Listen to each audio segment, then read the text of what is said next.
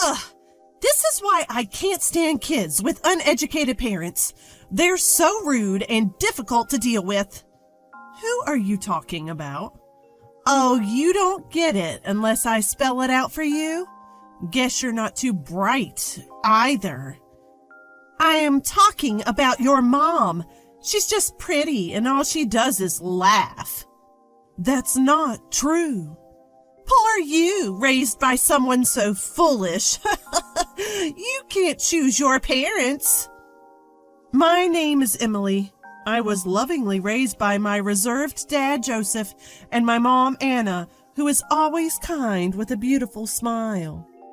Dad was often away for work, but I remember having lots of fun with him on his days off. Mom was always there for me, a calming and warm presence in my life. Every day spent with Mom was a comforting experience, a sanctuary for me. I love both my parents very much, and they love me too. Even someone as mild-mannered as me might get genuinely angry if someone disparaged my parents.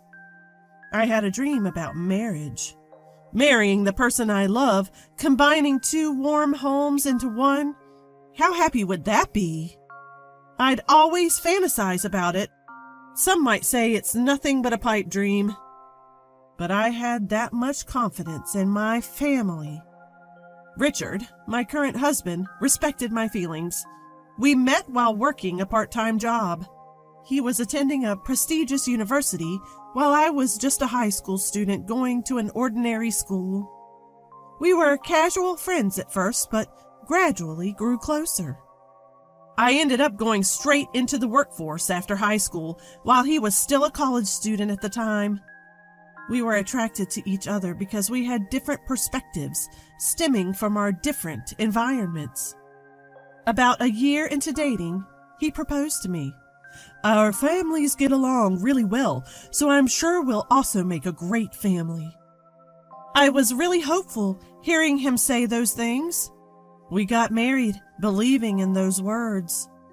I had imagined a happy married life, but life isn't always that easy, is it? Little did I know that this decision would throw my life into chaos. Emily, when are you planning on moving in with us? Make up your mind, please. What? Move in together? Before marriage, we lived together in my apartment and continued to do so after. Since we had no kids, I figured we would keep living there. But it seemed that wasn't good enough for my mother-in-law, Rebecca. You're married to my son now. That means living together. Isn't that obvious? Is it? Richard never mentioned anything. You can't figure this out without your husband telling you? Use your brain a bit. I'm sorry. I'll discuss it with Richard and let you know. And just like that, my newlywed life turned into living with my in-laws. I didn't mind living together, but there was some things that bothered me. What is this cleaning? Unbelievable. How can you be so lazy? Did I do something wrong? I tried to be as thorough as possible. I had swept and wiped the floors, even used tape to pick up small dust particles. I removed water stains and dried the wet areas. I even did regular mold removal. What? Can't you see? The ashtray is full of ash. That's from David, who just smoked. I can't handle every instant. Home should be a relaxing place, and you leave a dirty ashtray? It's because you don't respect me that things are like this. I can't believe you're so inconsiderate. It was my father-in-law, David, who was smoking, filling up the ashtray that I had just cleaned. I can't keep up with that. Rebecca just doesn't get it. And what is this food? It's inedible. What kind of upbringing leads to this kind of taste? I think it's pretty average seasoning. What exactly didn't you like? Don't you know without me saying? It's too salty. You're jeopardizing our health. I didn't think it was that salty. I'll be more careful next time. Please do. We can't stay healthy if we keep living like this. I always thought my cooking was just average. I don't have an extensive repertoire of fancy gourmet dishes. What I lack in style, I make up for by consistently creating dishes that taste just fine. However, no matter how careful I was with my seasoning, it never seemed to please Rebecca.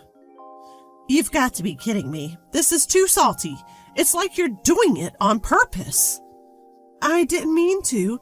I thought I made it quite mild. No matter what I cooked, Rebecca always had complaints. But when her friend came over and tried my fried chicken, she had something different to say. Oh, wow! This fried chicken is delicious! Did you make this? Yes, I took my time to prepare it knowing you were coming over. You're too kind. Despite constantly criticizing me, Rebecca had no problem taking credit when her friend complimented the food. Make that terrible fried chicken again. I'll just have to bear it. If you don't like it, I can just buy something from the store. Didn't I tell you to make it? At least this way you can recognize your own shortcomings. Rebecca would make me cook fried chicken, then pack it up and give it to her friends as if she made it herself. She would lie about being the cook, then turn around and criticize me. I never understood what Rebecca wanted. She probably didn't like me, but she wanted the neighborhood to think well of her. I had to live in this environment. Every day was stressful, and it was wearing me down mentally.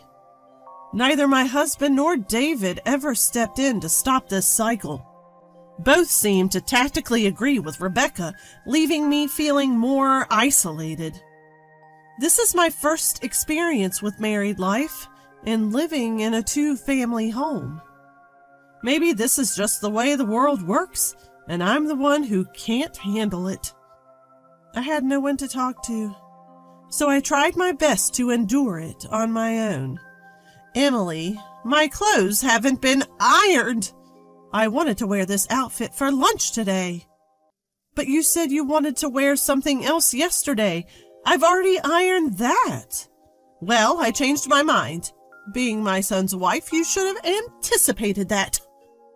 At this point, I had no idea what the right thing to do was, and I was utterly frustrated. In that house, I felt like I had no allies. I gritted my teeth and put up with it, thinking that patience was my only option. Then, one day, the inevitable happened. Rebecca made sarcastic comments to me, as usual. By now, I've grown used to it and don't take it too seriously. Maybe she finds my reactions boring because her attacks have changed lately. You're always so inadequate, no matter what you do. I'd love to know your upbringing. I was raised by my parents just fine, thank you. Maybe I'm not perfect, but talking back, huh? Exactly my point. Normally, people don't raise children to talk back to their mother-in-laws. It's all your mother's fault. She doesn't have any impressive degrees, does she? She might not have degrees to flaunt, but that's a different issue. See? Talking back again. That's why you're no good. Your poor upbringing really shows. Enough. Can you please stop insulting other people? I can't take it anymore. My voice grew stronger as I couldn't hold back my emotions. Rebecca didn't miss my slight glare. This is why I hate kids with low-educated parents. So impolite and difficult to handle.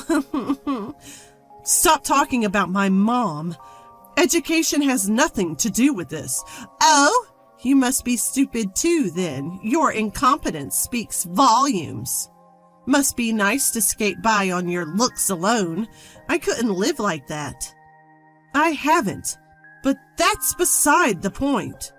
You're pathetic, raised by such clueless parents. Well, you can't choose your family. She continued to insult my mom, and I had reached my breaking point. If you continue like this, I have my own thoughts too. I never intended to live with you in the first place. What? We took you in, didn't we? We're housing someone as incompetent as you. You should be grateful because we felt sorry for you since you couldn't receive a proper education. Rebecca sneered as she taunted me.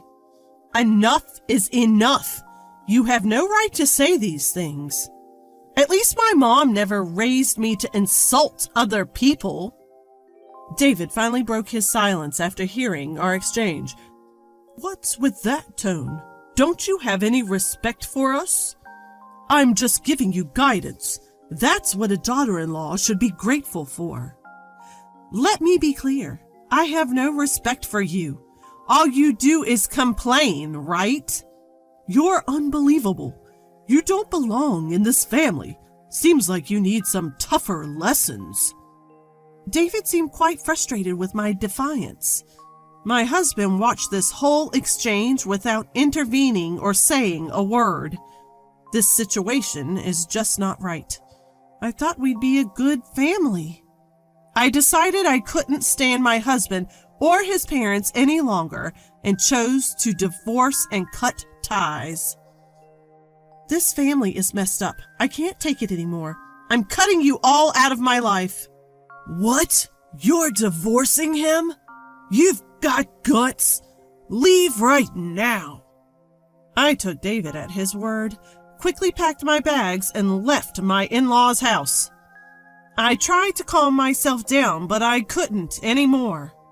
When I rushed back to my parents' house with my bags, they greeted me with shock. After sharing what happened, they silently hugged me and patted my back. You did well. You didn't do anything wrong, and thank you for standing up for yourself. My mom comforted me in a gentle voice. Dad, quiet as ever, seemed to be contemplating something. After a while, he started to speak.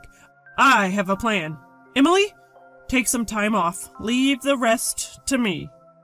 I was surprised because Dad never says things like this, but his serious expression made me believe him. Since I didn't think things would work out with my in-laws, I drafted divorce papers and sent them as I had declared. I don't know what my husband thought, but there was no rebuttal from him. All done. Goodbye.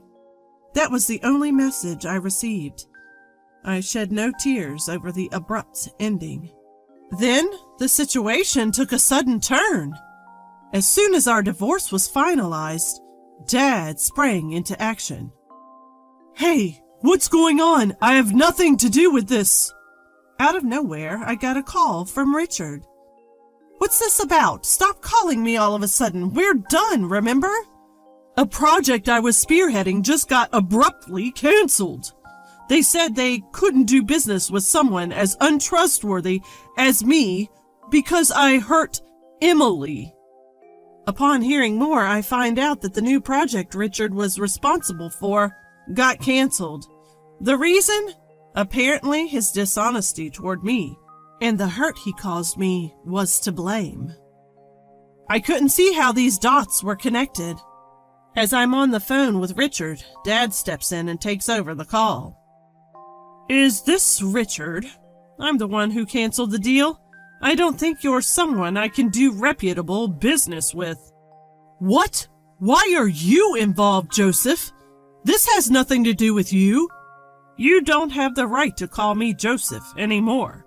You didn't know that I was the client, did you? What? Joseph, you own that company? Turns out the company Richard was dealing with was actually Dad's company. Dad knew Richard was involved and tried to distance himself as much as possible. But after this incident, he reviewed the work and found it to be pretty sloppy. You're just dumping your work on your subordinates, just like you ignored Emily. That's not true. I heard from my staff that progress isn't being made. It's not realistic to continue business just for the sake of it. Plus, your family even insulted Anna. Treating my precious family with such cruelty is reckless. That's a misunderstanding. Even after the divorce, your mom kept sending snide remarks to Emily. That's concrete proof. This has nothing to do with me. It's what my mom did. How can you mix this up with business? You're not even competent at your job. Plus, you submitted the divorce papers without any hesitation, didn't you? You never protected Emily from the snide remarks your mom made, did you? Dad calmly corners Richard with these points. I might have considered working together if your only issue was incompetence. But I've lost all trust in you and your family. I don't care what your company thinks of me. I won't do business with you. This is unfair. Personal matters are affecting a fair business deal. If you have complaints, go through the company. From now on, I will only communicate with a company representative. With that, Dad hung up the phone. Continuing from where we left off, things took a turn for Richard and his family. Richard's project got officially scrapped. Though he tried to protest the decision, the company reprimanded him for his laziness. Not only did this put a stop to his career progression, but news of his irresponsible behavior spread. The end result? He was transferred to a remote location. Even though he was in sales, he found himself doing nothing but manual labor at a small rural office. Basically, a demotion. Rebecca and her family showed up at our house, tears in their eyes, offering apologies. But Dad was having none of that. You've disrespected our family enough. I'm the head of this household and my job is to protect my family. As far as I'm concerned, what happens to you, who are no longer family to us, is none of our business. Rebecca got pretty emotional, crying and shouting so loudly that the neighbors could hear. Richard got demoted because of you. What are you going to do about it? If you cared about Richard, perhaps you should have instilled him better values. Maybe you should have raised him to be an adult who can protect his own wife. We told them to never contact us again and forcibly showed them to the door. After that, Rebecca stormed into Richard's company to lobby for better treatment for her son. That didn't go over well either. It became a notorious incident within the company, and Richard felt so uncomfortable at his new post that he ended up quitting. Looks like Rebecca's recklessness cost him his job. As for me, I'm taking some time to recover, both physically and emotionally, at my parents' home. I couldn't find it in me to make it work with Richard and his family, especially after they insulted my beloved mom. For now, I'm totally over the idea of marriage. Instead, I want to focus on showing gratitude to my parents and strengthening our family bonds.